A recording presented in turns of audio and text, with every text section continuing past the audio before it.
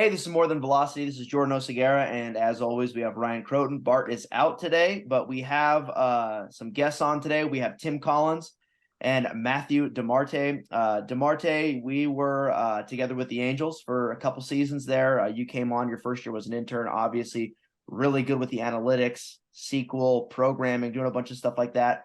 And together, you guys created a company called Vaulted Baseball. So you're kind of taking the analytics side of it. Tim is taking the obvious, high amount of big league experience time with that. And anybody who doesn't know who Tim is, go look him up. A pretty cool career, pretty awesome little journey there. And whenever you have somebody who's got time in the big leagues, it's important to try to pick that brain and get some information out of them as best you can. So if you don't mind, just start off with Tim. If anything I left out there on the plot, if you don't mind kind of filling in those gaps. Sure. Just a basic introduction to myself. Yeah. All right. So I've got 14 years of professional playing time. I spent 6.5 years at the big league level with a few different teams, most notably Kansas City Royals. Won a World Series with them in 2015, and then finished up my career with Colorado in 2020. And since then, I've been transitioning and got hooked up with Matthew, and now we are trying to make the baseball world a little bit better. Awesome. Matt, if you don't mind giving a quick just capsule summary. Yeah, for sure. I also do want to add, we do have a third team member. That is Dan Straley, who is still playing in the KBO. So it's about 1 or 2 in the morning there for him. But yes, for everyone who doesn't know me, I'm Matthew DeMarte. I am a data scientist. I worked with Jordan and Croce with the Angels, where I wore a bunch of different hats, but ultimately settled on being a data scientist with the focus in the clubhouse. I spent a year building the R&D department for the Lotte Giants in the KBO.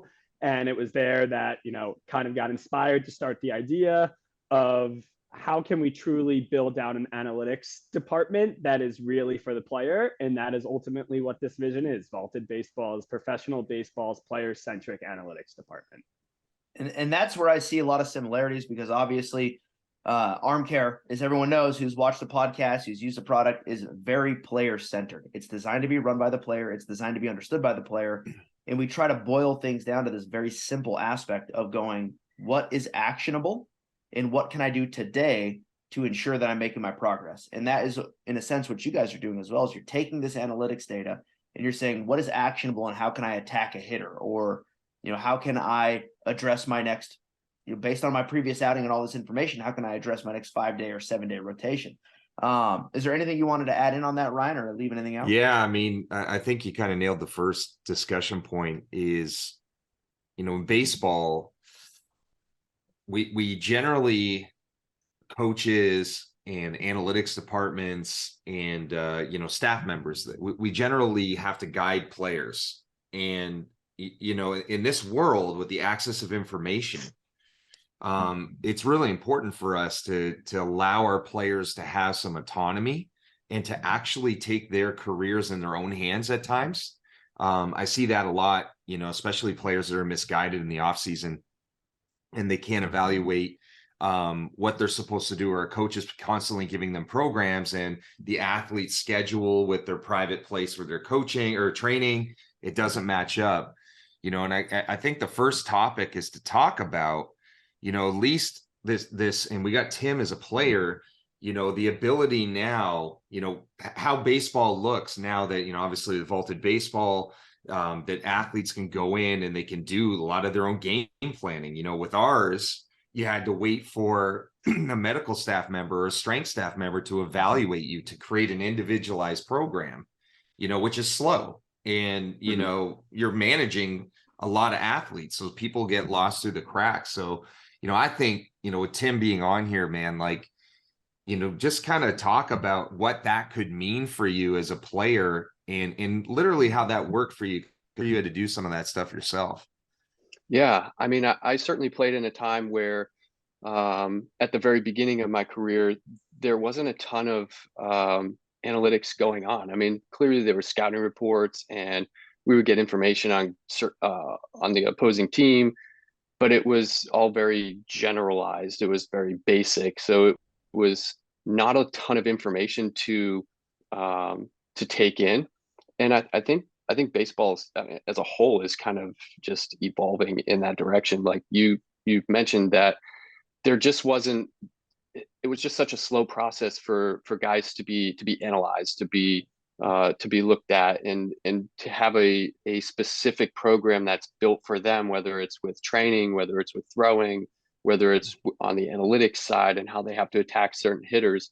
Now it's one click away. I mean, it's very, very simple for guys to obtain that information. And that's kind of why we exist. I mean, we want to be able to afford guys the ability to go on and have all their information in front of them, and how they attack specific hitters. And on top of that, we want it to be sort of an educational experience for these guys as well, because we want them to not only be super successful in their careers, but we want them to be able to go in there on a daily basis and say, okay, I'm looking at this, I know exactly what I need to do. And so I feel like that's kind of a big reason why we exist. Yeah, I mean, it's interesting because I think of myself, I'm kind of making an analogy to how I read scientific articles. Like, I generally don't care about the background and significance. That long introduction, I go right to the method section. How'd they do the testing? What are the results and the conclusion? And, I try to think of myself as a player, in an analogy with this report, is how much of the BS I don't want.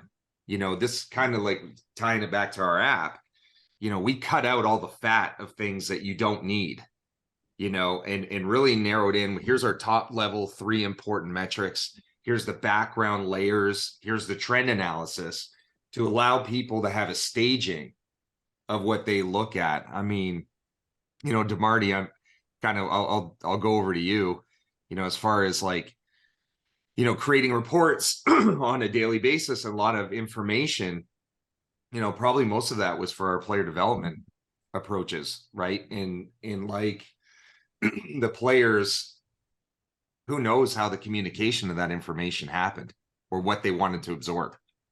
Yeah, for sure. So I think you brought up a lot of really good points there, and it ties into some of the general philosophies that we tried to make very apparent with our website. And what we've been communicating with players is that there's a ton of information out there in regards to baseball data, whether it's, going on public facing websites on the team side, that there's so much information that you can get presented with. If you aren't someone who comes from a quantitative background or plays in an organization that really does an excellent job of providing education on what matters, it can be really overwhelming, and it can be very unclear to you in terms of what information you should really be focusing on. So when we built our web application, we built it with a focus on only providing predictive information. And what I mean by that is, really the purpose of all this data that we've collected in the world is to do a better job of understanding it and do a better job of predicting the future. So we've essentially set up our infrastructure to take into account all of these predictive models and all of these projections and really dumb it down in a way that is very easy to take digestible and actionable insights that you can take onto the mound and onto the field to be a better player. And at the same time, you can understand what you're looking at. So if you're being presented with a metric or a tool that you may not fully understand how to utilize it, there's educational resources built into our infrastructure to help you understand that. And then you have a team of people to help you, where I think you were getting into this on the organizational side of things, where bureaucracy and also the constant changing of analytics departments, the constant changing of leadership, the constant changing of players means that there's always this constant change in communication, and it's not necessarily consistent what players are hearing from organization to organization, or even from year to year or month to month within their organization, because of who they may be communicating with or whatnot. So we just really want to do an excellent job of providing players with consistent, clear messaging of predictive information that helps them improve their on-field results. Yeah, real quick on that, just on the change within organizations is, we obviously have UConn on the arm care system, and UConn is they have the longest tenured coaching staff at any Division I. I want to say that coaching staff has been together for 11 years, Ryan. 12 years is 12 years. That's really not that long when it comes down to it. That's like, you're not even 3 full graduating classes through of guys who have run through that coaching program. So it's like, Yeah, that's the most tenured together staff that there is. If you're together for 12 years at the professional level, an organization has zero change, that's not heard of. That doesn't happen. That's not the reality of what goes on. So it's so important that people know how to take care of themselves. And that's where at the foundation level of everything, obviously, Ryan and myself are very big on arm strength. The arm care stuff, you need to know how to take care of yourself. And then the analytics side of it is, I had some players go from the Angels to other organizations. And then over the last year, since I've been with arm care, they've reached out and said, my organization's saying A, B, and C. I don't know what that means. What does this mean? So then I've had to dig through some of the data that they send me and go, okay, this is what they're trying to tell you. And they go, okay, I don't understand that. So every player is going to hear something different. If you get traded or if your front office changes, it's now going to be conveyed in a new manner because, we want to say, the sky is blue, but they're like, no, the sky is light blue. It's like, okay, well, either way, it's still blue. So long as the player understands, it doesn't really matter. So we want to make sure that everyone's saying it the same way.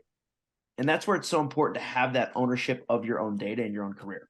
And that's where I see a very large connection between these two groups is you guys are holding the competitive data and we're holding the preparation data. And that's where the combining of those two things really helps you understand. It's like you need to prepare, compete, and repair so you can go out there and consistently put up good data. So data is how you're going to be evaluated. Data is how you're going to be paid. But if you're not able to get on the field and do those things, then you can't get paid at the end of the day. So taking that kind of into your own hands, wrangling it in, holding it tight, and obviously taking that information that you guys give and going more in depth. And you use the word dumbing it down. And I had this conversation with Ryan. It's not dumbing stuff down. Being able to phrase things in a way that the player understands is meeting someone at where they're wanting to communicate. So now they understand, and that player's now become brighter, and you've become smarter, and also in a way to relay information in a new manner. Most organizations aren't doing that. Most organizations are saying, if the player doesn't understand the term hop on the fastball, then like, well, this player is just an idiot. It's like, well, he understands ride or jumping fastball. It's like, we can't say jump. It has to be hop. So you guys do a great job of taking what that information is and going, no, this is our customer, and we're going to make sure they understand. We're going to give them the resources to do that. If you don't mind going a little more on that of just kind of individualizing it, what do you guys do necessarily for that to really help the players understand? Yeah, for sure. So I think that can be seen in a few of the services and tools that we provide within the website, like one of them being personalized heat maps for every single pitcher, which is based on their pitch characteristics, their past performance, and batter past performance. So for every single game and every single series, you can go in and have a very direct game planning tool that is, where do I use my pitches against every hitter? And then in addition to that, the rest of the web application, whether it be your game reviews, being able to review your performance over time, and other tools that we have, it's very targeted to you. So you pull up the web application and it just goes specifically to your information. You don't need to sift through other players. You don't need to try to say, okay, where do I fit into this? And also in addition to that, I think one of the tools we've built that's really cool is something that allows you to compare your fastball to other pitchers. And the tool is set up from there where it allows you to go down a rabbit hole where you can compare yourself to similar pitchers, and be able to learn from them. So it's essentially just thinking about building the infrastructure to be very direct where the pitchers can get information on themselves. I've heard Tim tell a story all the time about during his playing days where he was receiving information about a specific hitter's ability to hit curveballs, and Tim's curveball was a lot different than the average left-handed curveball. So the information that he was being provided wasn't necessarily being adjusted for Tim's specific skill set. It's really just providing information that, there's also that context relative to league average and how people perform against an average, but also figuring out how to include for someone's specific skill set and really targeting that. So it's like, hey, you're out there on the mound and Mike Trout's at the plate. How can you get Mike Trout out? Which is very, very difficult to do. We just tried to think a lot about how you can do a little bit better job of doing that. So you don't just do the standard hard in, soft away? No, we don't just do the standard hard in, soft away. It's all, I mean, yeah, we can use like those fancy buzzwords of like machine learning, predictive modeling, and all that, but it's really just trying to think about a way to solve the problem of using your specific skill set to figure out the best way for you to be a better player. Awesome. And I know we're going a little bit off topic of what we were talking about, but speaking of hard in, soft away, I know that was kind of the general scouting report you were getting when you were first coming up, Tim. Oh gosh, yeah. How has things drastically changed? For guys who are listening, where I'm like hard in, soft away, they would always go through these scouting reports and they're just like, they're going through, hey, here's the 1 through 9, here's the guys on the bench, everybody's hard and soft away, but don't throw them anything because they're all Superman at the end of the day. So just don't make any mistakes because everybody's going to hit a home. And it's just like, well, what do you do? So if you don't mind kind of going in, like how has game planning changed from when you first got to the big leagues to where it is now? I mean, clearly it's changed drastically. I guess I could give you a little bit of insight onto what my day would be like as far as going into a series. Matthew kind of briefly described it, and that's really what it is. It's a brief meeting about the opposing team and what they did in their last 40 at bats. And I've been with 6 or 7 different teams, and everybody's doing it a little bit different, and some do it a little bit better than others. But for the most part, the teams that I've been with, it's been when I first started out, it was very much, here's what, let's say Prince Fielder has done his last 40 at bats off of left-handed curveballs. He's hitting 285, so let's try to stay away from that. I'm like, that makes no sense to me. And this might not be verbatim, but that always, even to this day, it irks me because there's zero context to that information. And for me to go out and perform to the best of my ability, that information is useless. And it has gotten better over the years with certain teams. But towards the end of my career, it kind of started to transition into more so, hey, this guy's really, really good at this. He's really good at this, and he's really good at this. If he hits your strengths really well, so don't throw this to this guy. And it's like, I go through a meeting and I'm like, man, am I going to get in the game today? It doesn't seem like there's a hitter that I'm really good against. And instead of doing that, I feel like it should have been like, hey man, here's your strengths. What do you got to do to attack this hitter to get this guy out? If you can do this, you're going to be really successful. So I kind of my career is kind of on the tail end of where analytics, I feel like, started to get much better. But I just kind of, I left too soon. And so, that's kind of why I'm here, and, wanted to be part of Vaulted is because the information that I was getting just was never good. And I want guys to be able to have that ability to take full advantage of their career and be able to go out there and dominate, and let us take care of the behind the scenes, and you go out there and just execute pitches. Mm-hmm. I thought that was pretty well explained. I don't got any follow-ups on that, but I'm sure Ryan, you got some stuff to throw in there.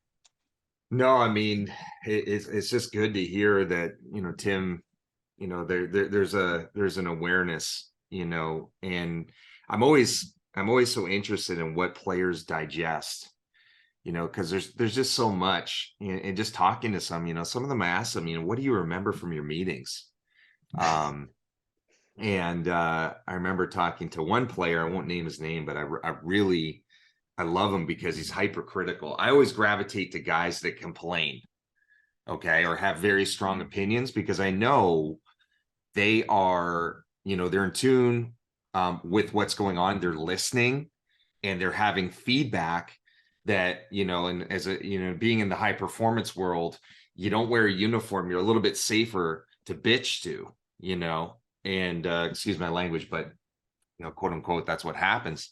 And he would tell me, hey, the only thing I can think about is how to get to my out pitch. All this stuff, like there was some, there was analytics that were telling him to throw pitches that he can't even accomplish. There's just some crazy stuff, like the way that his slider worked, like just trying to drop it on the heel of an arm side batter was just like, you know, I don't do that. But, you know, kind of whittling it down is like, he knew, okay, this information, I at least understand who's aggressive and, you know, whatever, but, you know, whittling it down to his out pitch. And I just think it's so great when, you know, these players take command. Now, I used to sit in the bullpen. So when I was, you know, with the Angels, most people in the strength and conditioning world, they would be underground. You know, you're planning on what athletes are going to be doing after games and training. For me, we had a lot of reliever injuries. And one of the things was like the preparation, you know, like the guys sitting around, you know, 2.5 hours, not doing anything. They might get up to go to the bathroom. But I really found how interesting it was, how unfocused. And I don't know if that was really just, you know, to keep the nerves down, you know, talking about like fishing and like, you know, it's fun. The bullpen, there's a lot of fun conversation. And then all of a sudden phone rings, everybody's whoop, especially if you don't know your role, right? And we had like it was any guy at any time. It was kind of crazy for him. But I remember sitting beside a guy and, you know, they had iPads, I guess, that you could watch, you know, your interaction with batters. Like, you know, he knows who he's facing. The iPad's right there. It's so funny they wouldn't even look at it, you know. So it's just it's just so interesting, the dynamics of how people relate with data.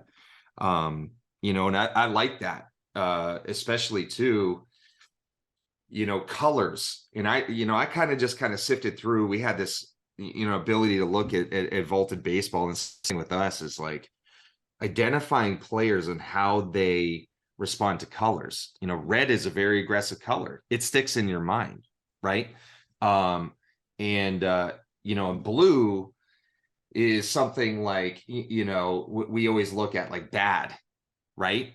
And it's so interesting that there were a few players that said, you know, if my hot zone for me being pitcher was red, and, you know, rather than focusing on blue, it would be received a little more. I mean, I don't know. I want to ask, like, Tim, what's the worst scouting report you ever received? Why was it bad? I think that's a good question. I mean, yeah, I mean, kind of same thing that I have already spoke on. I mean, it seemed like every scouting report meeting, it was generalizing left-handed pitchers against this batter. Mhm. What has this guy done against left-handed hitters over the last 40 plate appearances? Mhm. When you look at it, I mean, 40 plate appearances is nothing. I mean, that's such a small sample of what this guy is capable. I mean, he might go through a good shot. I mean, there's so much variability within 40 plate appearances. It just doesn't make sense to me that I'm going to live and die by what this guy's done over the last 40 plate appearances against every single left-handed hitter Mhm. in Major League Baseball. It just doesn't make sense to me. And so to me, that's probably the worst scouting reports I've ever got. It was them telling me what this guy's hitting off of left-handed curveballs or what this guy's hitting off of left-handed fastballs. Like, I really don't care. I know what Mhm. I'm good at. And at this point, I didn't, you know, I knew my fastball was good up in the zone. I knew I could throw my curveball to pretty much anybody and have good success with it. So I really didn't care about these scouting reports. And the more I listened to them, the more I was like, man, these are dumb. Like, Mhm. this has nothing to do with me. And I think a large part of my success in my career was I found a place where I can individualize my strength program.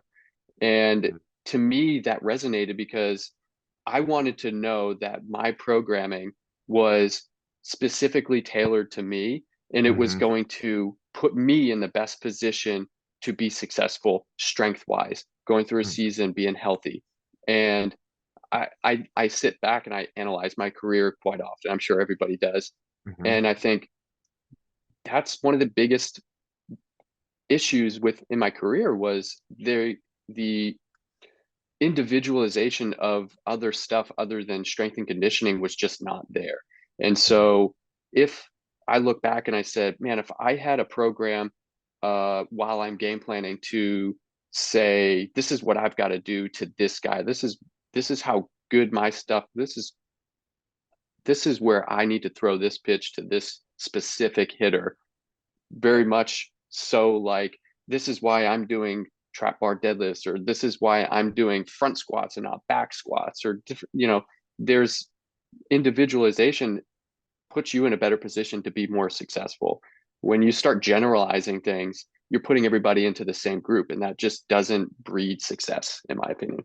Oh yeah. I mean, I know we're coming up on time, and Jordan, I'm going to give you a little opportunity to talk, but we have like my heuristics, simple phrases for people to commit to mind is, generalization equals hospitalization when it comes to not only training, but I think also the throwing programs, making everybody do the same, not understanding the fatigue levels. They don't auto-regulate very well, especially younger players. Auto-regulation, for people who don't know what that means, is like knowing your body, knowing what you can do that day and being able to pivot.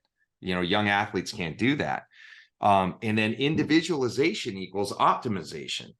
So knowing, and really having the factors to know when an athlete is moving optimally and performing optimally. I mean, that's what Jordan did for us is, he was scouring strength data, for the Angels organization. He was scouring 3D motion. This guy digitized, I know I've talked on multiple podcasts, but digitized 20,000 data points looking at players to at least understand changes in position and posture, so that we could go in and say, hey, this, and we individualized, this individualized program is not optimizing this athlete. He's got way too much glove side lean.